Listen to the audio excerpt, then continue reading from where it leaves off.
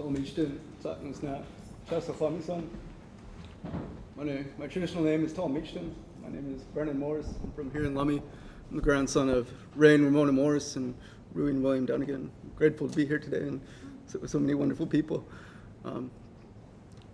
So I wanted to talk to you guys today about shaping methodologies and sort of my experience teaching students and helping people discover their paradigm from their place and what I've learned along that journey.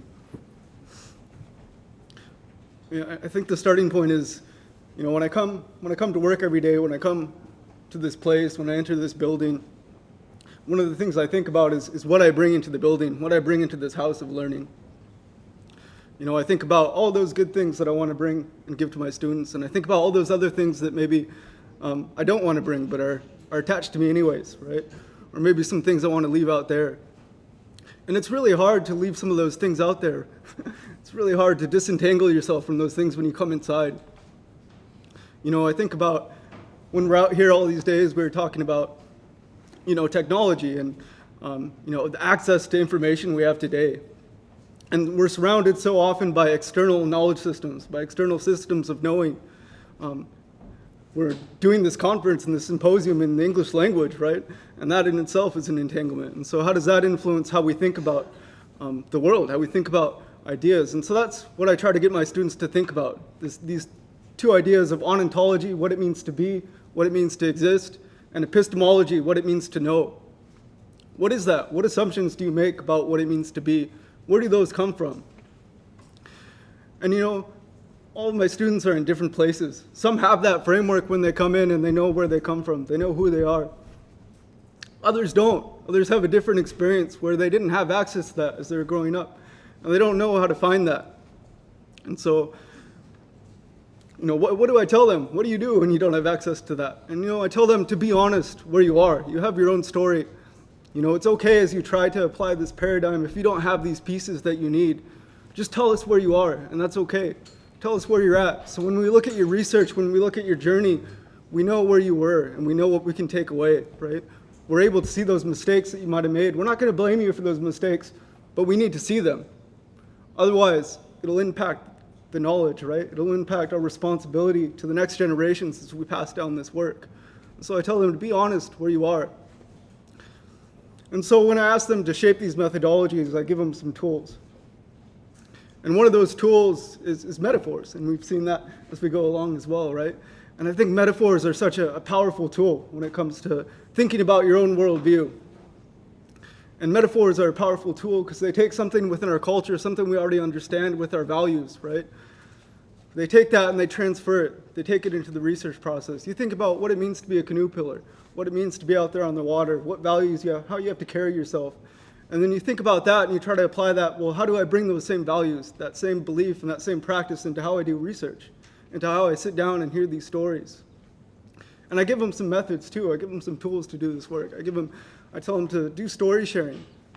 And we've heard from our first speakers here that that's something we've always done, and that's something we should do. It's sitting down and listening.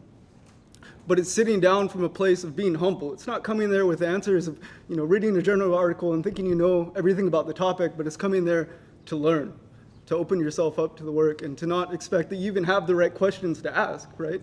But it's coming there and being humble and being willing to listen, being willing to be shaped.